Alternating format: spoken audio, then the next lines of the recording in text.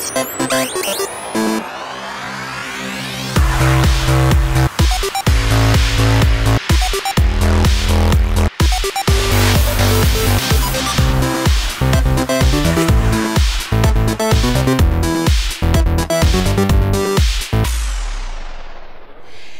à tous, bonsoir et bienvenue dans cette 14e émission d'Andromag. Andromag, c'est votre rendez-vous sur l'actualité d'Android, un lundi sur deux, de 20h à 21h sur Watch TV. Et comme presque à chaque émission, je suis en compagnie de mes plus fidèles compatriotes. Et admirateurs, Marie. Ah oui, admirateurs. Oh, cool. À ce point-là, les deux et seuls admirateurs de Marie. C'est le printemps, ça y est. Bah merci. Tu commences mal la soirée. Bonjour Marie. Bonjour les garçons, comment ça va cette semaine ? Ça va bien. Alors, une grosse concurrence ce soir quand même, hein. On fait l'émission au même moment que le discours présidentiel. Ouais, on n'a pas peur. On vous remercie d'être là. Ça ne nous fait pas peur. Oh non, alors là. Voilà. Ouais, non, ça va Guillaume ? Ça va bien, ouais. Content. Donc tu nous as manqué il y a 2 semaines, hein, comme d'hab. Quand t'es pas là, un seul être vous manque. C'est ce qu'on dit, ouais. Non, c'est vrai. Je suis sûr qu'à mon remplaçant, tu dis « Ah, c'est cool que tu sois là. » Oui, aussi, bah, il faut bien flatter les égos de chacun. Ouais, je vois le genre. C'est ça, les stars. Eh oui, on a plein de choses à dire ce soir. Hein. Ouais, et ben je vais commencer avec, bien sûr, des choses importantes à rappeler. Notamment, vous pouvez nous rejoindre sur Twitter et commenter avec nous l'actualité d'Android via le hashtag Andromag. Allez-y, lâchez-vous. Et je rappelle aussi que vous pouvez suivre l'émission via nos sites partenaires Android France et Gizmodo. Voilà, c'était pour ma partie et maintenant je donne la parole à Samy qui va vous annoncer le sommaire. Ouais, un sommaire très très très chargé ce soir, hein. C'est pour ça qu'on s'est... Mais comme d'hab, on a bien voulu, voilà, il fallait faire cette émission en plein discours présidentiel. On est là, on assure. Alors, au sommaire de ce soir, donc on va commencer par l'annonce à la une de ce soir qui concerne HTC et son tout nouveau smartphone porte-étendard au nom imprononçable, le HTC One M8. Alors, place ensuite à l'actualité du moment. On va parler des smartwatches sous Android. On va notamment faire une démonstration de la Chromecast. On fera après ça le point sur nos jeux coup de cœur du Play Store. Cette semaine, il s'agit de 2 free-to-play étonnants, dont un issu de la saga Star Wars. Et enfin, notre traditionnelle prise en main cette semaine, la très intéressante phablette de LG, la G Pro 2.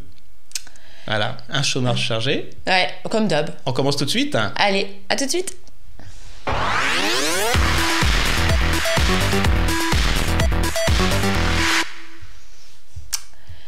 Eh ben on va commencer avec Guillaume. Bah oui. On va te mettre un petit peu au boulot. Voilà. Dis-nous tout. Qu'est-ce que tu as entre les mains, Guillaume ? Alors j'ai la chance d'avoir entre les mains le HTC One M8, comme tu l'as dit, un nom un peu imprononçable.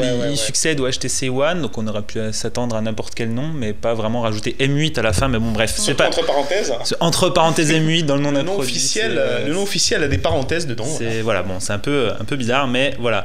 Ce qui est important, c'est le produit. Donc, on repart sur tous les acquis du HTC One. Je vais enlever la petite coque pour montrer la finition parce que du produit, parce qu'il a vraiment c'est dommage. C'est dommage parce que vraiment, il a vraiment une finition exceptionnelle. Donc, le HTC One était composé majoritairement de métal. Là, c'est le cas, encore plus de métal.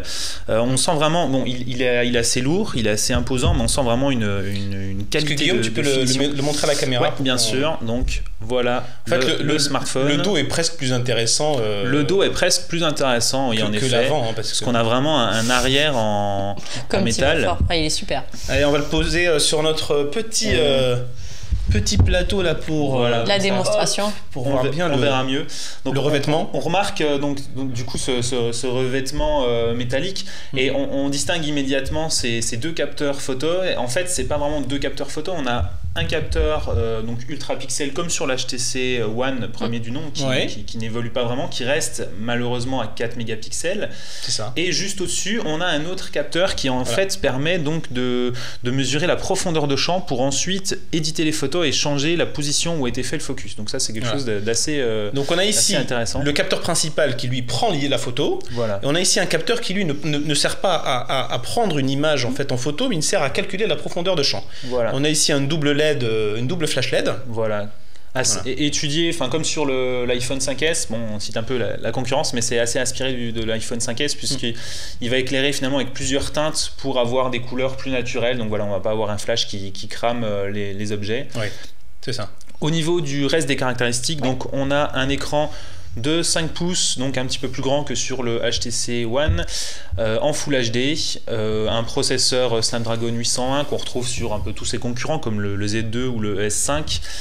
Alors pour qu'on ait toutes ces caractéristiques bien en tête, on va passer une petite slide avec justement toutes ces données-là, comme ça on verra ça à l'image, ça va rester gravé bien dans notre, dans notre mémoire. Et alors Guillaume, c'est la nouveauté de Samy, donc il prépare maintenant les fiches techniques, donc tu n'as plus besoin de prendre de notes, Samy s'occupe de tout. J'ai tout appris par cœur et finalement je me rends compte qu'il y a une note. Il a bossé le mec, il a bossé. Non, mais c'est des heures et des heures de préparation. C'est des émissions préparées. Ça n'a pas l'air comme ça. Non, ça n'a vraiment pas l'air comme ça. Ouais, et donc au niveau des nouveautés logicielles, des spécifications logicielles, donc on est sur de l'Android 4.4 KitKat, donc ça heureusement forcément pour un smartphone haut de gamme il est parfaitement à jour, et surtout on a la dernière version de Sense, donc HTC Sense 6, voilà, le 6e sens entre guillemets. Et donc au rayon des nouveautés, donc c'est toujours plus de personnalisation. On retrouve bien entendu BlinkFeed avec donc tous ces flux, la possibilité de lire le contenu hors ligne, etc. Alors là on n'a pas vraiment de configuré, mais bon, c'est vraiment quelque chose d'assez bien fait. On peut tout à fait désactiver BlinkFeed aussi si on s'en sert pas, donc là-dessus c'est aussi quelque chose d'assez intéressant. Et HTC a ajouté pas mal aussi d'applications au niveau de l'édition des photos, toutes ces choses là, donc c'est assez c'est assez travaillé là-dessus. Moi, ce que je te propose, Guillaume, c'est que justement, on regarde un petit peu de quoi est capable ce smartphone sur la partie photo en particulier, parce que c'est là-dessus que HTC a mis un petit peu le doigt, c'est vraiment concentré d'un point de vue innovation. Et alors, ce que j'adore, c'est que vraiment, alors bon, tu l'as déjà dit, mais je vais revenir là-dessus parce qu'il est vraiment magnifique. Enfin, d'un point de vue, alors c'est toujours de l'aluminium. Comme sur le précédent HTC One, cette fois-ci, alors par contre, ça n'a pas la même finition. Cette fois-ci, on a un aluminium qui est plus poli. Par rapport au précédent qui était brossé, un peu plus brillant du coup. C'est ça. Et puis on a 3 teintes. Il est en gris clair, il est en gris foncé comme on l'a ici, et il est également en doré. Un peu bling bling en doré. Voilà, en doré, pour l'instant en exclusivité chez Bouygues Télécom. Bouygues Télécom. Et non pas chez Bouygues Télécom. Et donc, pour l'instant, donc il y a aussi beaucoup de métal. C'est vraiment une finition très noble. On a 90% de métal sur celui-ci, alors qu'on avait auparavant 70 sur l'HTC One.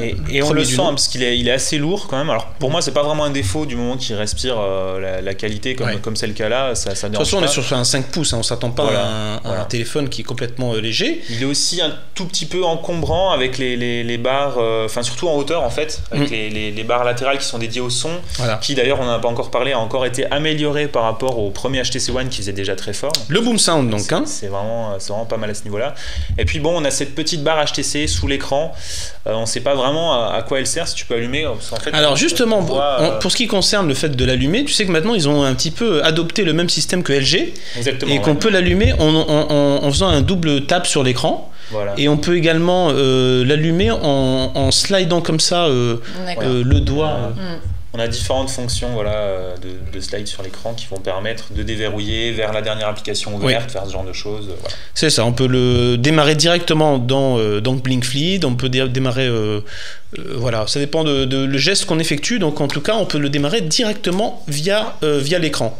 Et on voit ici donc... un petit accessoire plutôt sympa, donc une coque qui permet donc de déverrouiller le smartphone quand on l'ouvre, mais elle fait plus que ça, parce qu'en fait en touchant l'écran, même lorsque cette coque est fermée, par exemple si vous recevez un appel, les petits trous sur toute la surface de la coque vont vous permettre de voir des informations à l'écran, comme par exemple ici on a l'heure. Voilà, une espèce de petite LED.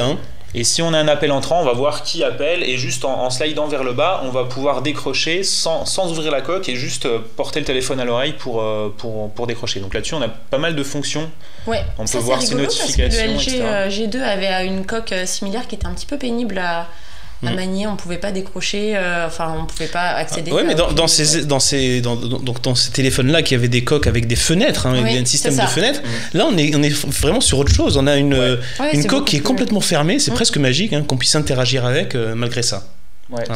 c'est plutôt, Ça, c'est plutôt bien petit vu. Par plus, contre, ouais, quand petit même. défaut quand même, elle fait assez plastique. Ouais. Et c'est quand même dommage d'avoir un appareil si bien fini, Si haut de gamme, tout en ouais. alu, Ouais. etc. Et de finalement le recouvrir intégralement d'une coque en plastique. C'est un petit peu Alors, dommage à ce niveau-là. on va mais bon. l'enlever, voilà. Et Voilà, on va il est essayer de beau vous comme ça, montrer, voilà, on va essayer de vous montrer un petit peu de quoi est capable ce téléphone. Alors vous remarquez aussi qu'au niveau des touches à l'écran, donc on a retour à la normale, retour au standard, Ouais. puisqu'on a plus de bouton HTC au milieu entre le bouton retour et le bouton home. Cette fois, donc on adopte les traditionnels boutons back, bouton home et puis le bouton multitâche Voilà. qui est maintenant directement accessible. Et ça, c'est un grand plus. Enfin, moi, j'applaudis c'est dès demain. C'est une bonne nouvelle. Au niveau des photos, donc on a beaucoup parlé des fonctionnalités. On a pris des photos un petit peu avant l'émission pour vous montrer un petit peu de quoi est capable ce téléphone. Oula. Voilà. Alors là, ça lance directement une animation, comme on le voit ici. C'est ça. Donc en fait, si on revient, là on va revenir, on va prendre une photo qu'on a effectuée auparavant, et puis on va pouvoir en fait la modifier comme c'était déjà le cas sur HTC Zoé, sauf que là on a accès à plus de Là, fonctionnalités. C'était vraiment enrichi, on a beaucoup plus de fonctions, plus de choses possibles, en particulier par exemple le refocus, qui s'appelle Voilà. YouFocus. YouFocus donc sur le HTC, et qui va nous permettre tout simplement en fait en tapotant une partie de l'écran de refaire le point sur n'importe quelle partie. Et ça, c'est après on est après la prise de vue, hein, et c'est donc on peut faire ça grâce. Là, on a pris une photo assez rapidement, donc ça se voit pas forcément très bien, mais c'est vraiment une fonction assez puissante, qui fait peut-être un petit peu gadget. On va pas forcément s'en servir tous les jours. Parce que tout le monde commence à le faire un petit peu. Mais voilà. Voilà. Puis ce qui est rigolo, c'est la fonction 3D qui permet en fait en orientant le téléphone.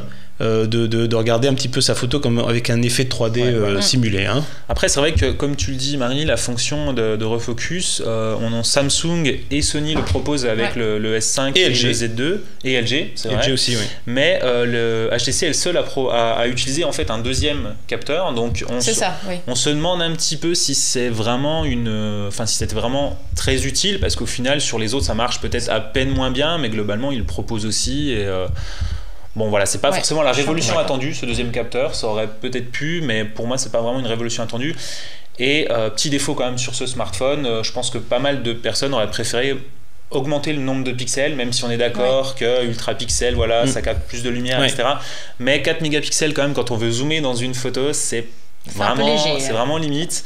Donc c'est un petit peu dommage à ce niveau-là, mais voilà.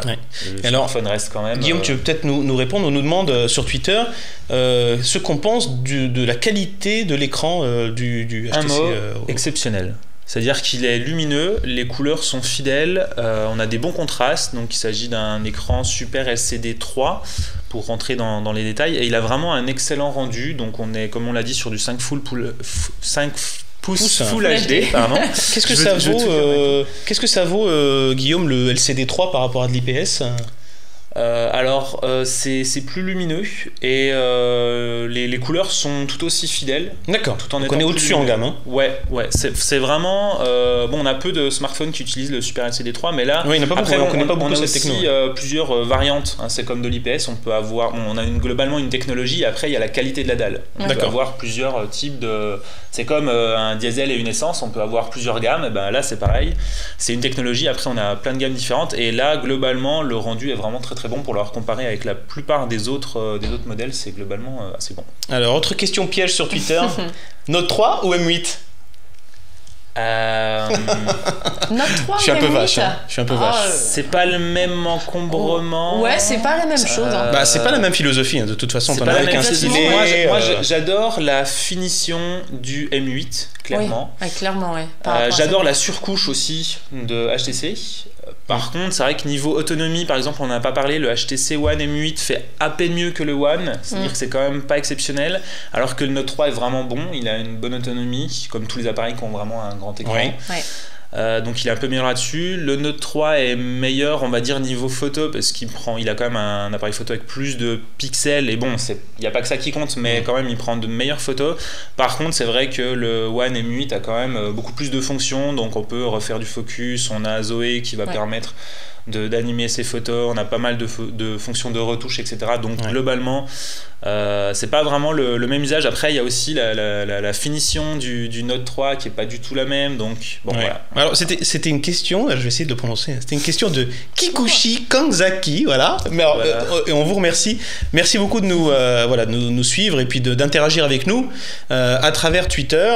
On a aussi des petits spectateurs qui votent pour le M8 sur Twitter. Enfin voilà. Ouais, non, on va attendre les tests quand même parce que, c'est bien pour tout vous dire, on l'a eu très brièvement. On l'a eu cet après-midi. On est très content de l'avoir sur l'émission. Quelques photos avec, on a joué un petit peu avec. On va attendre de faire un vrai test, notamment au niveau de l'autonomie pour voir ce que ça donne.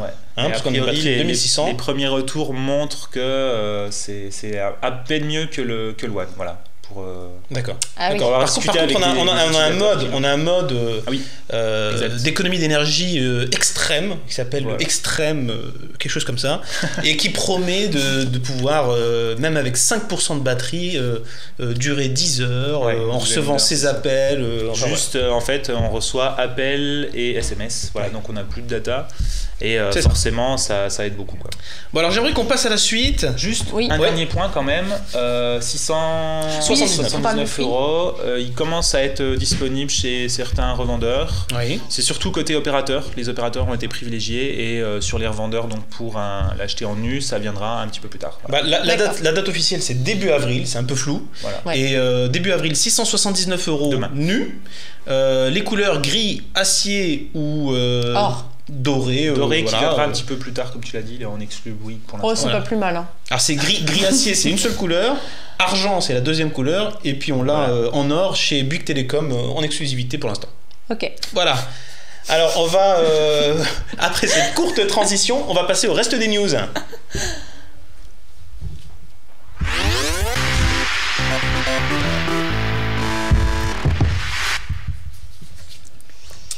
À toi Marie. Eh ben dis donc. Alors, quoi d'autre dans l'actualité Android de cette dernière quinzaine ? Eh ben on va vous parler tout de suite de Android Wear. Oui. On en a beaucoup entendu parler. Ouais. Un peu trop pour finalement ce qu'on attend de voir. Ça a pas mal dégonflé depuis, mais... Oui, voilà, en fait... On n'a pas grand-chose de concret. On n'a pas grand-chose de concret et on va quand même en parler parce qu'on peut pas, de toute évidence, pas passer à côté. Donc on consomme de l'Android de plus en plus. Voilà, c'est partout, c'est à la télé, c'est les smartphones, les tablettes. Et ben maintenant, ça va être dans nos objets connectés, donc dans tout ce qui est wearables. Et oui. Et notamment. Et voilà, et notamment dans les montres connectées, donc un secteur déjà bien fourni, enfin qui commence à prendre de plus en plus d'ampleur. Du coup, qu'est-ce que c'est Android Wear ? Et ben c'est une version d'Android KitKat. Que je te propose qu'on voit. D'ailleurs, on va la commenter, mais on va la voir en action à travers cette vidéo. Et c'est effectivement, c'est une adaptation de l'OS aux équipements mobiles. Exactement. C'est joli, hein ? Oui. T'as pas l'air convaincu. Ah non, mais là, je parle de l'interface. L'interface plutôt bien adaptée à une utilisation ça a l'air, nomade. Oui, mais ça a l'air sympa. Donc en fait c'est marrant parce qu'en fait elle repose donc sur deux fonctionnalités majeures, c'est notamment l'activation vocale via le Google Now. Oui. Donc on a juste à dire, c'est un peu comme les Google Glass, on a juste à dire OK Google Now et puis t'actives une commande et puis t'envoies la sauce quoi. Ouais.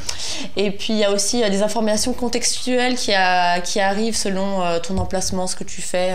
Tiens à côté il y a un bon plan, vas-y ou voilà, ça donne des informations grâce à la géolocalisation. Du coup on a des informations qui arrivent directement sur la montre pour nous dire un petit peu ce qu'il y a à faire à côté quoi. Ça reprend finalement vraiment le principe des cartes de Google Now. Exactement, c'est exactement ça. C'est un peu de cartes et puis des notifications d'Android, tout ça dans une interface. Notifications, etc. Et là, on voit effectivement toute la partie commande vocale. Ouais. Alors, faut pas se tromper, parce que du coup, ça envoie le SMS tout de suite. Faut pas se tromper dans ce qu'on dit. Bref. Non, mais c'est rigolo. C'est des choses qui sont en cours de développement. Par contre, ce qui est intéressant, c'est de voir à quoi peut ressembler une interface de montre connectée sous Android avec un OS qui est adapté, y compris à une forme circulaire. Voilà. Ouais. Et alors, pourquoi une forme circulaire ? Ça, c'est rigolo, la forme circulaire. Et oui, parce que justement, il y a Motorola qui présentait dans le même temps sa proposition à lui en termes de montres connectées. On va la voir justement en termes de... on n'a pas encore non, on n'a pas encore de détails techniques. On a vu beaucoup d'images qui ont quand même pas mal fuité. J'aime beaucoup la Motorola 360. Bah, on sent en tout cas que Motorola, quand ils ont présenté leur montre, ils ont vraiment insisté sur l'aspect qualitatif. Donc on va être là aussi sur du métal, etc. Sur quelque chose vraiment sur des matériaux un petit peu plus nobles. Ça risque d'être un petit peu cher, ça risque d'avoir certains défauts, mais en tout cas, a priori, la qualité de finition risque d'être vraiment au top. Bon, bah, pour le coup, c'est vraiment le schéma d'une montre traditionnelle, quoi. Donc, très masculine. Exactement, mais c'est un peu ça, en fait, ce qui est étonnant, c'est qu'ils ne cherchent pas à aller dans des designs plutôt futuristiques. Oui, complètement. Mais qui se raccrochent, en fait, à des matériaux et à des formes traditionnelles.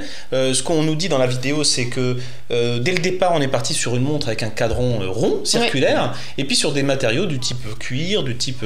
voilà, on a regardé ce qui... Et puis ça donne ce produit qui, y compris, ne présente même pas l'heure sous un format digital, mais sous un format avec des aiguilles.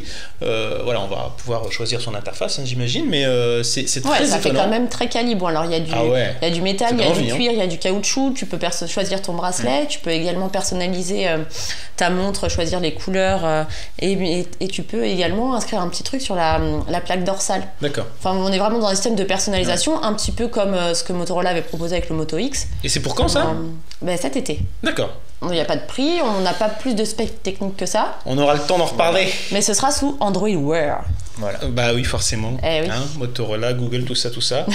Alors, on va passer au sujet suivant et qui me tient à cœur parce qu'aujourd'hui, je voudrais vous présenter donc la Chromecast. Ouais. La Chromecast, on dit la Chromecast, j'ai toujours dit le. Oui, bah tu m'apprends quelque chose en fait. Tu sais que oui, parce qu'on dit la clé HDMI. Comme la clé HDMI. Donc, si, ça tient la route. J'ai beaucoup discuté avec Google. Tu veux toujours masculiniser. Ça pourrait être un dongle HDMI. Un dongle, oui, mais c'est pas Ah ouais, mais qui dit ça? Donc du coup, alors, j'en ai beaucoup parlé avec Google et ils m'ont dit c'est là. Eh ben, c'est bien. Ne dites pas le.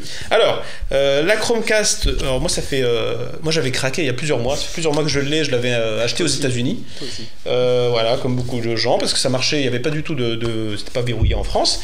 Et maintenant, c'est arrivé en France. Donc la Chromecast est disponible sur le Play Store via Internet, mais également chez pas mal de distributeurs, et notamment les opérateurs. Hein, donc il y a notamment une opération chez SFR de remboursement de 30 €.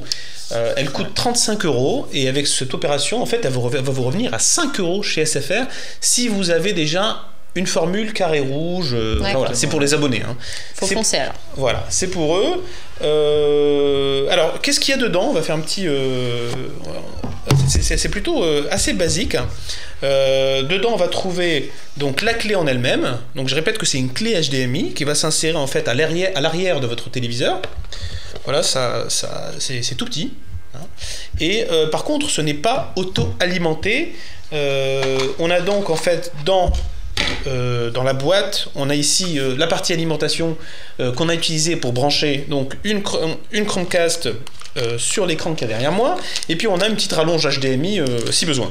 Voilà, donc tout ça c'est très simple.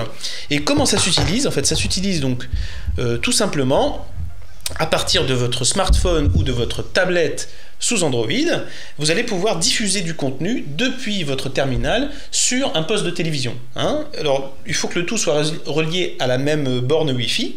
Et à partir de là, écoutez, vous allez par exemple... Donc, il y a un certain nombre d'applications qui sont compatibles, dont YouTube.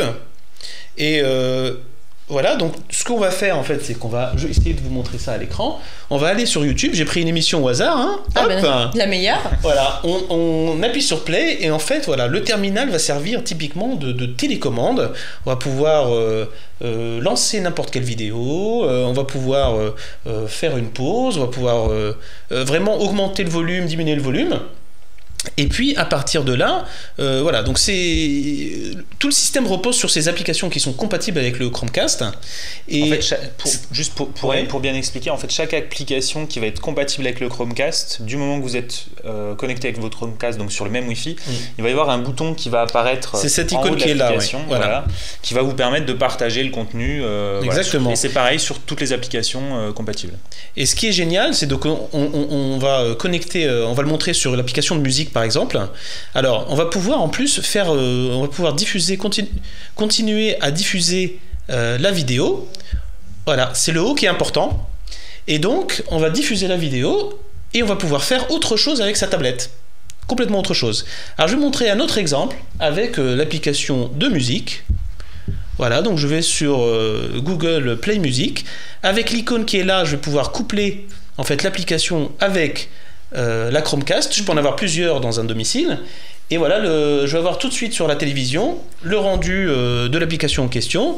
Et je vais appuyer sur, voilà, je vais choisir n'importe quelle musique. Alors ici, on n'a pas le son, mais voilà, vous allez avoir donc chez vous le son, l'image. Alors c'est également l'argument qui est mis en avant par Google, c'est que écouter de la musique sur sa tablette, enfin avec les haut-parleurs d'une tablette, c'est vraiment pas terrible. Ouais, c'est un peu léger. Ouais. Alors on peut de cette façon profiter d'une installation Hi-Fi chez soi éventuellement. Voilà. Alors il y a encore d'autres applications dans ce style-là. On a par exemple l'application de France Télévisions, France TV+. Qui en fait qui nous permet d'accéder au direct ou à des vidéos en replay de toutes les chaînes France Télévisions. Donc on a 2, 3, 4, 5 hauts et puis ça marche tout aussi bien. On retrouve le petit bouton pour coupler l'application avec la Chromecast et puis à partir de là, voilà, on choisit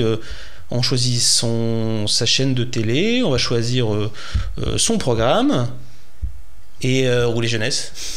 Voilà, on appuie sur play et la vidéo se lance et pendant ce temps-là on va pouvoir occuper les enfants tout en faisant autre chose avec sa tablette. Voilà. Ouais, c'est ça qui est bien aussi, c'est qu'une fois que la vidéo est lancée, là on peut retourner sur l'accueil sur la tablette, on peut regarder ses mails, surfer sur internet, et on a toujours dans la barre de notification la possibilité de mettre pause, de passer au titre suivant, etc. Donc ça occupe pas vraiment la tablette, qu'on n'est pas obligé de rester. Techniquement, un petit peu pour parler un petit peu technique, ce n'est pas du tout un stream qui est fait entre la tablette ou le terminal mobile et la télé.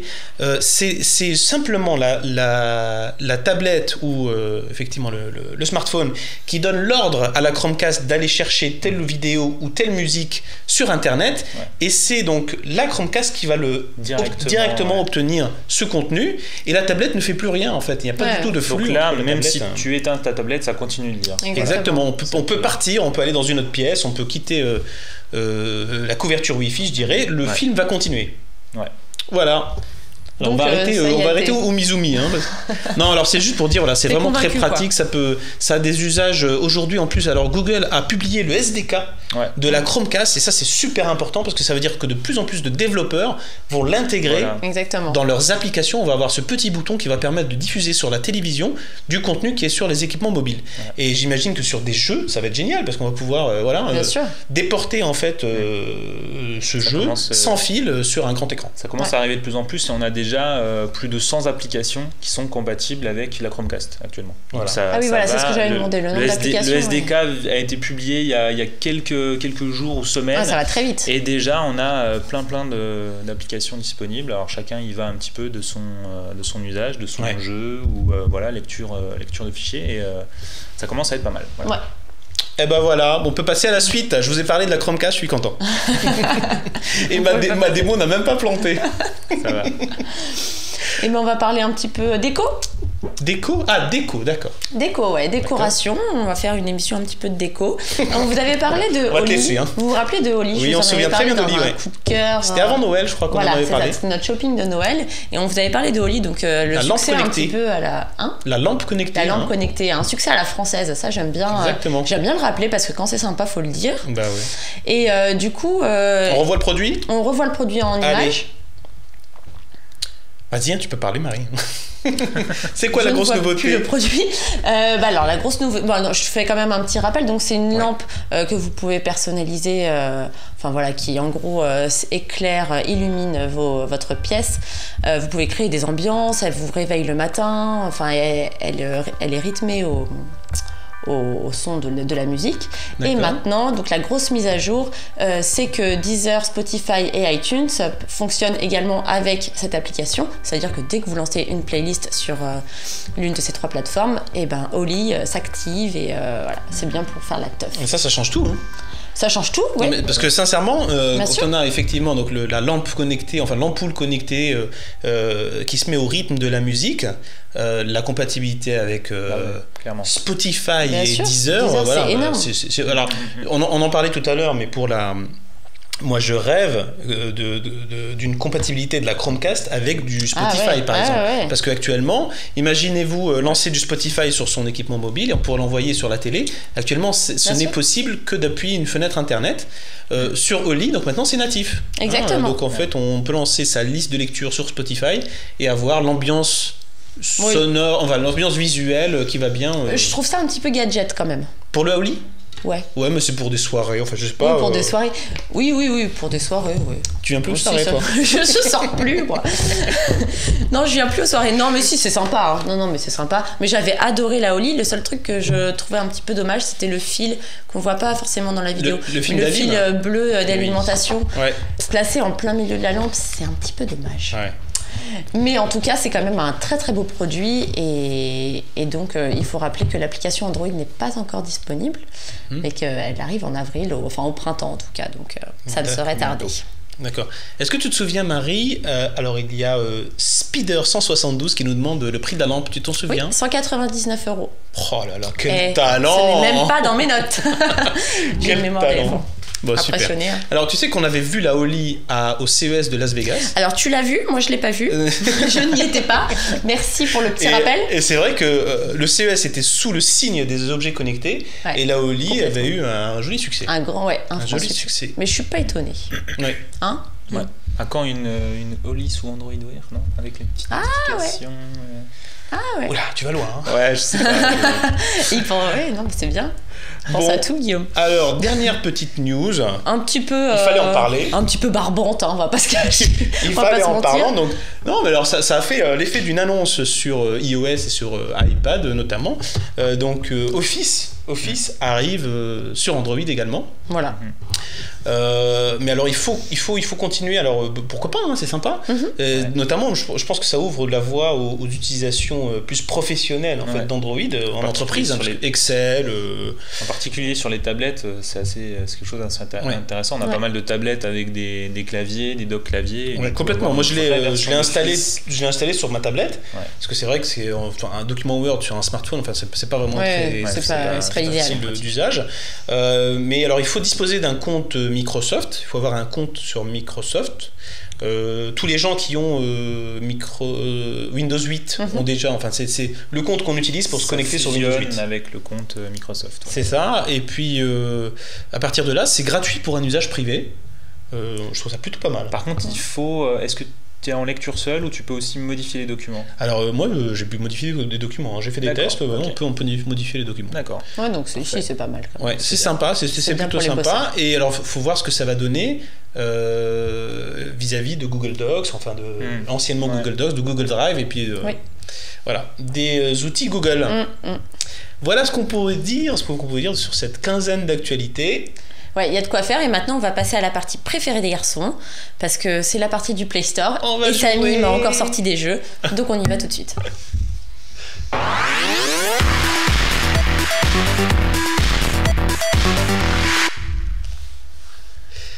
Et ouais. Et c'est alors je vais vous raconter la petite anecdote, c'est que quand Samy m'envoie le sommaire en fin de semaine et qui me dit il va falloir que tu joues à Star Wars et à plein de jeux un petit peu en live. Voilà, alors bon, je tire un peu la tronche, mais je vais quand même essayer de défendre le truc en mettant beurre dans le bif, je suis sûre. Alors t'as choisi Star Wars. Alors, j'ai choisi Star Wars, pourquoi ? Parce qu'il était temps que je m'y mette. Parce que Samy me dit tu choisis quoi ? Ah ouais, non. Il est galant, gentleman. Je laisse la main. Je prends Star Wars parce que je connais pas. J'ai vu le film. Et j'ai même pas vu les films. Oh mon Dieu. Et vous allez me détester. Mais c'est un truc que je vais faire en 2014. L'audience est en chute libre là. En 2014, je vais me On a perdu tous les geeks, t'es d'accord ? Là, tu vas te faire. Excusez-la. Soyez pas trop virulents. J'ai autre chose à. T'as pas eu d'enfance ? Bah si, mais plus manga, tu vois, elle est plus manga. Ah oui, d'accord. T'es vraiment jeune. Je suis très jeune en fait, ça, mais c'est ça que je veux pas que tu oublies. Donc Star Wars, Merci. je ne connais pas. Merci. Alors donc c'était l'occasion, j'ai testé donc le jeu, la version Star Wars Assault Team. Donc c'est très geek, hein. Et en gros. Non, c'est pas geek. Moi je connais pas tous les personnages. On m'a demandé de choisir un personnage et tout ça. Je ne savais pas qui choisir. D'accord. Bon, donc j'ai pris n'importe Tu quel veux jeu, qu'on passe quoi. la vidéo? Allez, on passe la vidéo. Ça va être plus simple. Et en plus, elle est bien faite, donc c'est rigolo. Bah, c'est un jeu de cartes en fait. Ouais, alors ça, c'est ce que ça donne vraiment en réel, hein, sur la... Moi, j'y joue sur tablette. J'ai commencé à y jouer... T'as choisi qui, toi, comme personnage? Alors, comment te dire? En fait, c'est un jeu de cartes, tu vois, et tu constitues ton équipe. Donc, les 4 cartes qui sont en bas, là, c'est ta Dream Team. Et puis, tu vas mener des batailles épiques. Voilà, alors, bon, t'arrives pas tout le temps, tout de suite à Dark Vador, là, mais... le jeu en lui-même, alors je refais juste un peu d'historique. On a eu une première adaptation de Star Wars en jeu de cartes fait par Konami l'an dernier, et c'était vraiment pas terrible, c'était ultra répétitif. Alors celle-ci, l'adaptation est faite par LucasArts, donc qui a été racheté par Disney depuis, donc en fait c'est Disney, et c'est beaucoup mieux. Enfin vraiment c'est super bien fait, et puis surtout on retrouve donc les épisodes 4 et 5 de la saga. Ça se passe au niveau de ces épisodes là, et on retrouve le scénario, on retrouve les environnements, les toiles univers. noires. Oui, j'ai bien été plongée dans l'univers de Star Wars. Je dirais pas que ça m'a donné envie de regarder forcément tous les films, mais presque en fait. Ben oui, alors parce que c'est rigolo quand même. Alors c'est pas mal parce que c'est un free-to-play, donc de toute façon ça ne coûte rien. On peut y jouer gratuitement. Et alors sur des free-to-play, la question c'est tout le temps de savoir jusqu'à quand est-ce que ça va être gratuit. Ça coûte rien, mais quand t'as un ennemi imbattable en face de toi et qu'il faut que t'achètes tel ou tel. Exactement. Alors dans ce free-to-play là, alors voilà, donc on parcourt en fait des couloirs, on affronte des ennemis de l'univers Star Wars, et c'est plutôt pas mal parce que alors on ne réussit pas. Alors quand on perd toutes ces cartes, il faut payer une espèce de gemme, pour recommencer. Et puis ces gemmes là, on les a en quantité limitée, mais on en regagne plutôt régulièrement. Facilement. Donc si t'es pas trop mauvais, t'as pas besoin de payer. Voilà. Alors la seule limitation, elle est au niveau pour jouer une partie. Il faut une sorte de payer un certain nombre de crédits, et ce nombre de crédits là, on en a une quinzaine, si on paye pas. Et puis au début c'est bien parce que les parties coûtent un seul crédit, donc on peut en faire plein, mais au fur et à mesure du temps les parties coûtent de plus en plus cher. Voilà. Donc au bout d'un moment, on peut faire 3 parties, et puis ensuite alors on n'est pas obligé de payer, il suffit de s'arrêter de jouer et d'attendre que ça se recharge. Il faut passer une petite limite de temps, et puis voilà, ça se recharge. Alors je trouve un seul vrai gros défaut à ce jeu. Il est au niveau de la connectivité, puisqu'on ne peut pas jouer hors ligne. Ah oui. Ça c'est horrible. Dans le métro. Ça c'est horrible parce que du coup je peux pas jouer dans le métro. T'as merdé. Alors c'est vraiment pas terrible. Voilà, c'est vraiment le gros point noir de ce jeu, c'est qu'il faut être tout le temps connecté à Internet. J'avais pas fait attention à ça. Voilà, j'ai beau essayer. Voilà, en fait on a une pop-up qui nous dit voilà, vous n'êtes pas connecté à Internet. Réessayez plus tard. Voilà, c'est le point noir, c'est qu'en fait du coup il faut être chez soi, ou il faut avoir une tablette avec du réseau, voilà. Donc c'est pas très bien. C'est pas terrible, c'est pas terrible. Ok, bon, on finit sur une note négative. Oui, mais sinon pour les fans de la saga qui veulent essayer à la maison, enfin moi j'y joue tranquillement le soir, c'est vraiment sympa. C'est vraiment sympa et ça coûte rien. Voilà. Oui, donc il n'y a pas de risque. Donc allez-y, testez-le. Je suis un peu perturbée par les tweets d'Android France qui me... bah oui, non mais là t'as provoqué toute la planète geek. C'était sûr. Non, alors pour toute l'émission, dans 2 semaines, je vous fais le résumé du premier épisode de la saga. Ok, c'est noté. On va te relancer sur Twitter. Alors on passe à autre chose. Oui, alors un autre jeu. Le deuxième jeu coup de cœur. Alors le deuxième jeu coup de cœur, c'est un petit peu dans le même esprit, c'est-à-dire qu'on est sur un free-to-play aussi. C'est gratuit, allez-y, testez-le. Ça s'appelle Another Case Solved. Oh, bah dis donc, tu l'as préparé. Alors, j'ai trouvé ça complètement par hasard, et c'est super mignon, tu vois, on voit ça à l'écran. En fait, c'est dans un univers où la prohibition, elle n'est pas autour de l'alcool, elle est autour des bonbons. Bon voilà, c'est rigolo. Mais ça c'est juste c'est juste un prétexte, c'est juste un prétexte au jeu, puisque finalement en fait, de quoi s'agit-il? D'un jeu d'enquête. Donc on est dans le rôle d'un détective. Alors on peut choisir, tu vois, on peut personnaliser son apparence. Et puis à partir de là, on va avoir une sorte d'interface qui rappelle, enfin moi je connais pas vraiment Candy Crush, mais ça rappelle un petit peu, il faut faire des combinaisons comme ça avec des icônes, avec différentes icônes, qui permettent de rassembler des indices, des cartes, des passe-partout. Et à partir de là, on va accéder à une deuxième interface qui va nous permettre de trouver l'endroit du suspect dans la ville avec un certain nombre d'indices. Ensuite, on va fouiller l'appartement à la recherche de l'objet qui est en fait l'objet de l'enquête. Voilà. Et puis il y a tout un système de personnalisation. Et puis on a beaucoup d'outils. On peut acheter des outils toujours gratuitement avec un système de crédit pour améliorer son bureau, avoir accès à plus d'outils pour faciliter les enquêtes. Enfin, voilà, tout ça est vraiment bien foutu. Globalement. Ouais. Et alors, le seul point noir, parce que j'en trouve à chaque fois. Alors, sur celui-là, on peut jouer de façon déconnectée. Moi, j'y joue tout le temps dans le métro. Voilà. Et puis, alors, il y a toujours ce système où on doit attendre un certain temps avant de pouvoir rejouer. Mais par contre. On est capable de faire un certain nombre de parties sans problème. Et oui, le seul point noir, c'est qu'en fait, pour l'instant, il n'a pas encore été traduit. Bah oui, moi je trouve que l'application, elle n'est pas forcément facile à appréhender. Ouais. Je l'ai trouvé un petit peu riche. Il y a beaucoup de choses en tout cas. Je les trouve très riches, très complètes. Mais ouais, c'est très dense en tout cas. Mais ouais, il faut s'y attarder un petit peu avant de soit. Le fait que ça soit en anglais, c'est justement c'est une barrière. C'est un petit frein justement. Écoute, ce que je te propose, c'est comme on a 2-3 minutes, on va peut-être montrer à quoi ça ressemble dans la vraie vie. Alors voilà. Ça me fait penser un peu au jeu Qui est-ce.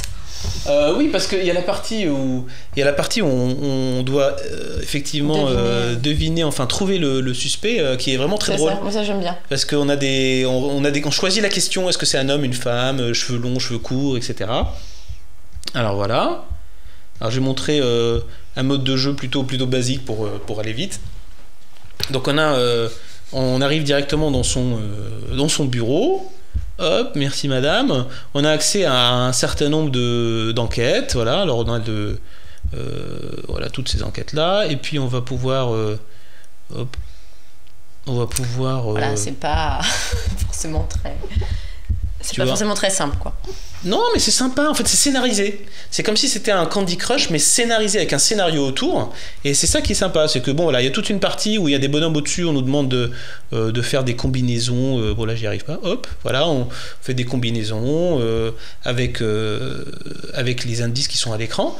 Et il y a des jolies animations. Moi, je trouve le design est plus sympa assez mignon. En tout cas. Ça a l'air assez riche comme jeu, mais est-ce qu'on peut faire du coup des petites parties de quelques minutes ou faut vraiment rentrer dans une enquête complète? Non. Alors en fait, on a aussi. Alors là, je suis dans le mode un petit peu scénario avec des vraies enquêtes, des grosses enquêtes. Mais on a aussi des jeux plus rapides où c'est ce que je fais typiquement dans les transports en commun.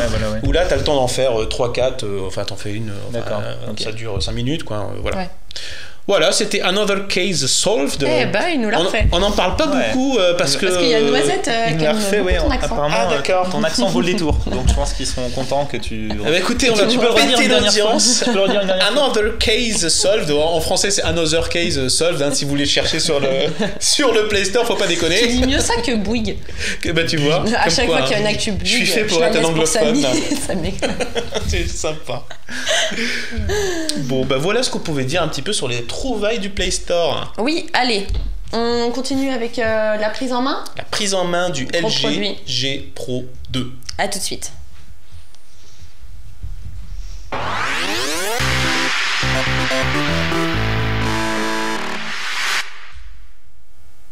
Alors Marie, tu nous le montres? Waouh! Oh, c'est grand, hein? Ouais, c'est super grand. Ouais. C'est une phablette en même temps. C'est de la grosse phablette, hein? C'est de la grosse phablette. C'est la phablette du G2 en fait. Hein. Ouais. Donc c'est une version coréenne que j'ai avec moi, les amis.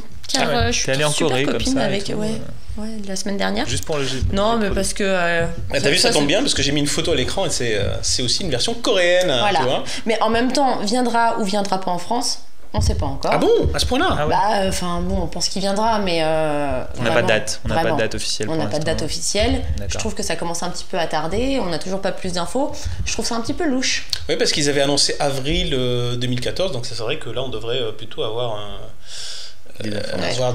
plus d'infos. En tout cas, on peut passer au spec. Bah, les specs techniques, donc voilà, 5,9 pouces. 5,9, donc on est dans la catégorie vraiment phablette. Dans les phablettes ouais. à fond. Full HD, c'est parfait. Android 4.4, parfait. Le processeur classique, Snapdragon normal classique. Voilà, on est sur du 4 cores. Hein. On est sur du 4 cœurs. 3 Go de RAM au lieu de 2 sur la version précédente. Et puis voilà, micro SD super, on est content. Oui. Un APN 13 mégapixels, ça devrait bien se passer. Une batterie aussi qui devrait être assez généreuse. efficace, d'autant plus que il y a une batterie amovible, du coup on peut la changer. D'accord. Alors t'as mis avril 2014, hein, sous réserve. Sous réserve. À confirmer. Pas forcément en France, quoi, c'est ça. Non mais alors voilà, pas forcément en France. Non mais c'est un produit sympa. Moi j'ai adoré le G2, donc forcément je continue. J'aime toujours toutes les applications, la partie logicielle, et on va montrer. Tu l'as tellement aimé que tu l'as cassé. Alors ça, Samy, c'est tout petit ça, Samy. C'est un coup bas. Ah ouais, non, ça c'est... Non, mais ça me désole. Mais peut-être que LG nous suit, nous entend, et ils vont peut-être proposer en direct une solution parce que Marie ne se remet pas de la perte de son G2. Ah ouais, non, je suis triste. Il y a pas. Alors le G2 qui maintenant est vraiment pas cher. Enfin, c'est une super occasion en ce moment. Baisser de prix, c'est une super occasion. J'ai une collègue qui veut changer de téléphone, elle a regardé et elle a fait son choix sur le G2 parce que c'est vrai que là il a un prix très compétitif. Il est presque au prix du Nexus 5 avec un meilleur appareil photo, une meilleure batterie, une plus grosse batterie. J'ai hâte de voir le G2 mini quand même. Parce que j'aime toute la gamme, alors donc... qui a été annoncé aussi. Qui a été annoncé. Alors Samy, je vais te demander de faire de la place à donc, parce qu'on va faire une prise en main. Et j'ai toujours très peur des démonstrations, ça marche, ça marche jamais. Aujourd'hui, il y a tout qui marche. Hein, mais c'est vrai qu'aujourd'hui, ça s'est très bien passé. Attends, on touche du bois, c'est pas fini. Voilà. Donc on va commencer avec le Knock Code. Oui, alors en fait, voilà, ce qu'on va faire pour résumer, c'est qu'on va montrer un petit peu, comme tout à l'heure avec le HTC One M8, on va un petit peu faire le tour des innovations qu'apporte le LG G Pro 2. Alors toutes ces innovations, on les avait découvertes à Barcelone pendant le Mobile World Congress 2014. LG avait fait une conférence de presse plutôt avec très peu de journalistes, on avait la chance d'y être.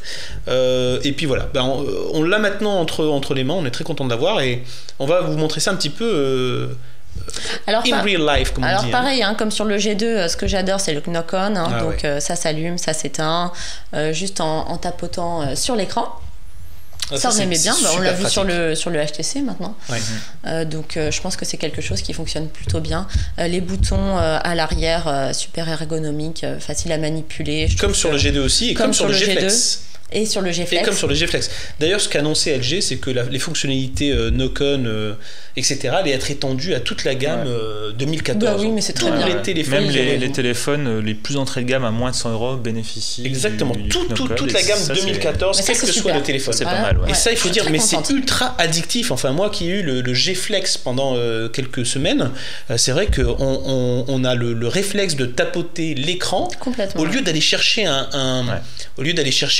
un bouton quelque part, on tapote l'écran pour l'allumer et pour l'éteindre, et à partir de là, c'est vrai qu'on a on prend l'habitude, et après quand tu reprends ton Samsung ou autre, n'importe quelle tablette, mais tu double tapes dessus et il se passe rien, et tu dis ah oui c'est vrai, je suis pas sur un LG, et il nous habitue un petit peu trop bien. C'est vrai que c'est pas mal ça. Donc on a le knock-on que j'adore, et puis on va vous parler donc du knock-code,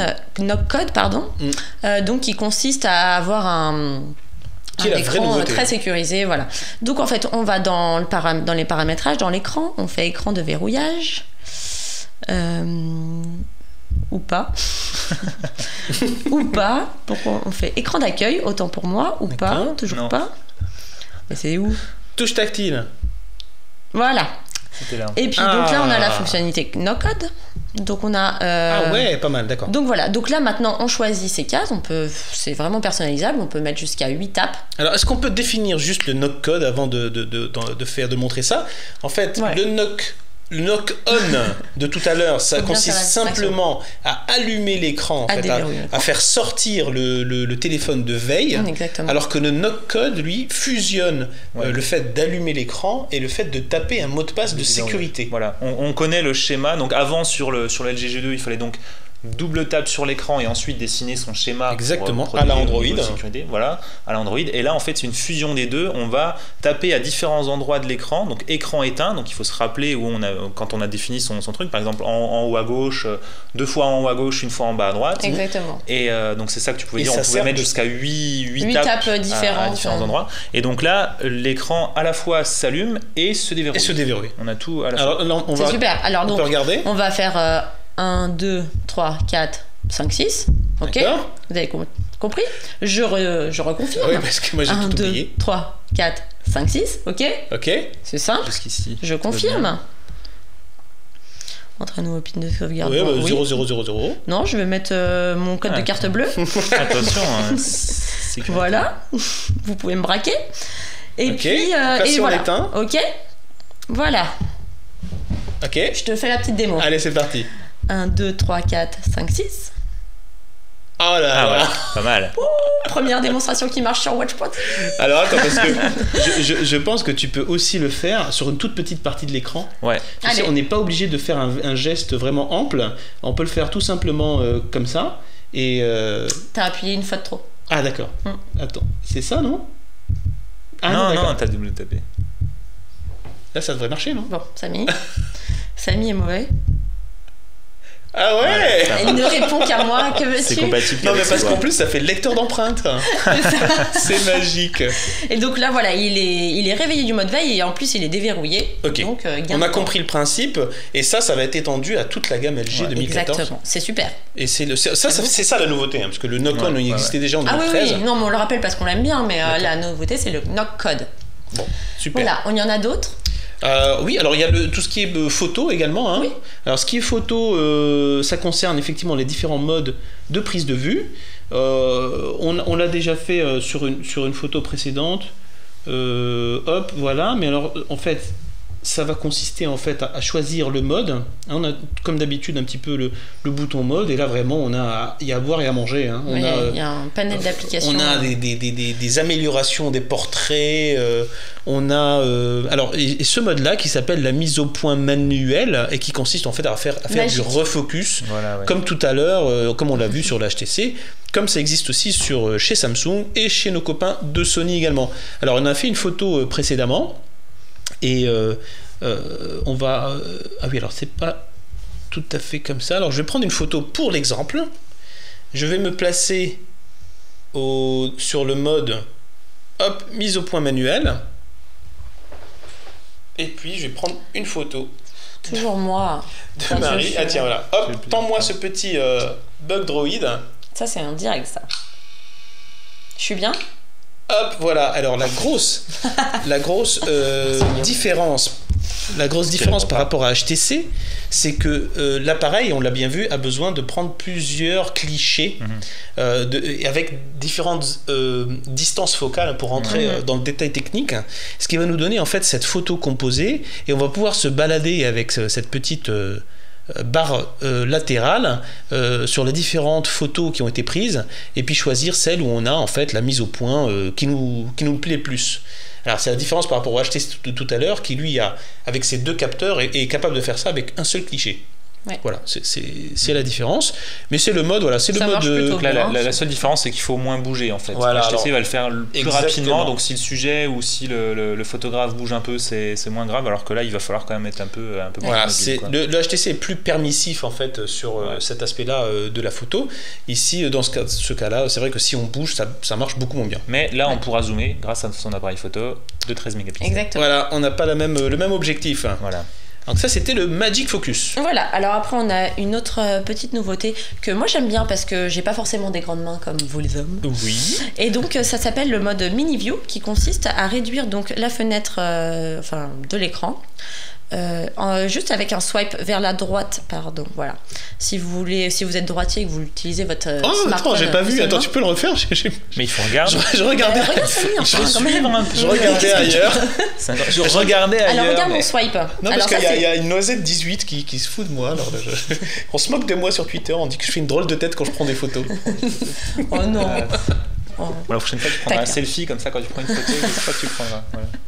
Alors vas-y, Bon, alors, comment donc, on je passe en recommence. mode une main? Donc en mode une main. Donc si je suis droitière, ce qui est mon cas, je fais un swipe vers la droite, mais seulement En sur bas les d'écran. boutons, D'accord, les deux boutons menus. de menus. Hop, Waouh. voilà. Ok. Donc après, bah, c'est Et après, tu peux le redimensionner. Ah oui, exactement, je peux le redimensionner. Laisse-le Je peux le poser là pour déplacer, qu'on puisse pardon. avoir le point. Voilà, tu peux déplacer ta fenêtre, d'accord. Voilà, regarde. Et la redimensionner. Exactement. Waouh. Voilà. Et tu sais que ça, c'est la. Bah voilà, c'est tu la- l'as ton G2 mini là. Oui, non mais attends, moi je trouve Voilà. que c'est franchement pas mal. Et puis donc si on est gaucher, c'est un swipe vers la gauche, toujours sur les boutons du menu. Ah ouais, sympa. Mais D'accord. tu sais que ça, c'est un petit Et peu on la peut critique numéro 1.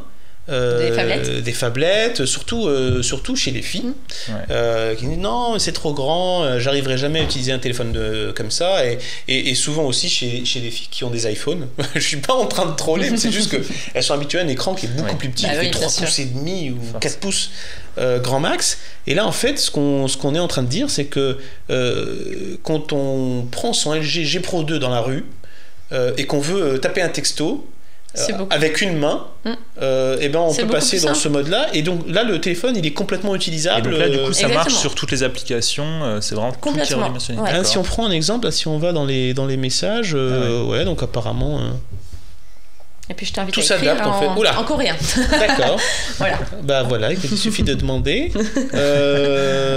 Donc en fait, là, oui, en fait, tout s'adapte à la dimension de l'écran. Le clavier est adapté. C'est quand même pas mal. Là je trouve ça un petit peu petit, mais bon, ce qui est bien, c'est qu'en plus on peut vraiment Redimensionner, recadrer selon la déplacer, taille de sa main. etc. Donc, Mais ça existe ailleurs ou pas? J'ai pas vu Alors, une main. je sais qu'on peut redimensionner des claviers. Oui. Ça existe. ça existe, ouais. Parce que c'est vrai que c'est quand même souvent le clavier qui pose problème pour écrire à Pour une main. écrire, ouais. Pas forcément tout l'écran, mais tout redimensionner comme ça, il me semble pas que. Ouais. Moi, j'ai pas souvenir. Bah, écoutez, Sympa. dites-nous sur Twitter si si vous c'est- connaissez ça, c'est un. déjà vu, ouais, Mais en tout cas, c'est bien, c'est l'innovation. Oui, c'est pas mal. rigolo. Alors bon, après, on peut troller en se demandant à quoi sert d'avoir un écran 5,9 pouces si c'est pour le redimensionner Mais t'as pas compris. en 4 pouces. Bah, non, si tu veux profiter Mais- de ton contenu Ah, si, multimédia. bah, bon, quand on regarde un film, Eh oui. Oui, non, mais bien quand sûr. on joue à un mais, jeu, quand on joue Non, mais à. C'est du troll. Guillaume, il est là aussi pour dire ce qui va pas, pour dénoncer. Quand on joue à Star Wars, Ou à qui est-ce. voilà, qui est-ce? On va dire que c'est qui est-ce. Et voilà. T'as tout compris à la présentation, toi. Alors, il y a une dernière il y a une dernière nouveauté en fait sur le G Pro 2. C'est vrai qu'on a présenté ses caractéristiques tout à l'heure. C'est vrai que c'est un téléphone qui a des caractéristiques plutôt haut de gamme. La dernière nouveauté, c'est peut-être au niveau de justement l'utilisation de ces processeurs pour faire plusieurs choses à la fois. Donc ça existe déjà depuis le Galaxy S4, hein, je pense, chez Samsung. Donc ils font la même chose un petit peu chez LG, leurs compatriotes, et ça s'appelle donc le Dual Browser. Ça s'appelle le Dual Browser. Tu le dis moins bien que le jeu de tout à l'heure. Another case solved. Il a moins bossé. Et là, attention, c'est sur la touche retour là qu'il faut maintenir enfoncée. À partir de là, on a une interface. On voit bien l'écran, oui. À partir de là, voilà, on a une interface avec la liste des applications qui sont compatibles avec ce mode-là. On va pouvoir. Personnellement, je suis vraiment fan. Ça existait vrai déjà sur le Note, sur la gamme Note, par exemple. Faut un gros écran. Hein. Ouais. Oui, forcément, oui. faut une phablette. Et ça, je trouve ça vraiment super de surfer ou de regarder une vidéo YouTube tout en écrivant SMS ou être sur Hangout, etc. Je trouve ça vraiment. Ou Maps, tu vois, tu parles d'une adresse via SMS ou via Hangout, ben, à côté, tu as Maps sur ton écran. Et comme tu as un écran de 6 pouces, ça passe sans trop de problèmes. Et on peut redimensionner là aussi. Oui, voilà, les deux on a la écrans. partie centrale qui nous permet de redimensionner, de mettre la partie YouTube plus grand, la partie Internet Explorer, Chrome plus grand. Ça, c'est vraiment pas mal, je trouve. Ouais. C'est aussi bon, alors c'est pas complètement une innovation vraiment sur ce produit parce que ça existe déjà depuis, chez d'autres concurrences, mais ça s'améliore progressivement et moi personnellement, je trouve ça pas mal. Non, mais c'est vraiment bien, Non, parce c'est que bien. ça permet de pas perdre. En plus, moi j'utilise beaucoup ça pour faire des copier-coller. Oui. Hein, on peut être sur une fenêtre Chrome d'un côté et Ouais. en train d'écrire un email de l'autre. Voilà, c'est assez Alors, pratique. Par contre, quand même à préciser, c'est pas compatible avec toutes les applications. Par exemple, un jeu de base sera pas compatible. Là, c'est surtout les applications qui sont préinstallées, donc les applications Google comme Maps, Gmail, etc. YouTube, comme tu l'as montré, tout n'est pas compatible, mais c'est quand même. Et voilà, on finit par un petit knock-on pour éteindre l'écran. Et par une note positive de Guillaume. Et ça fait plaisir. Ouais, non, ça j'aime bien, ouais. Bon. Et ben voilà, donc on espère qu'il va arriver en France. En tout cas, et ben merci d'avoir été avec nous ce soir. Vous avez été très nombreux sur Merci Twitter. d'avoir été si Vous nous avez actifs fait sur, bien marrer. sur Twitter. Heureusement que vous étiez là. Les garçons, vous aussi, heureusement que vous étiez là. Merci Sinon, Marie. sans vous, je ne saurais rien. Ce fut un plaisir. Et à dans 2 semaines. Merci. Bonne soirée. À très À bientôt. bientôt.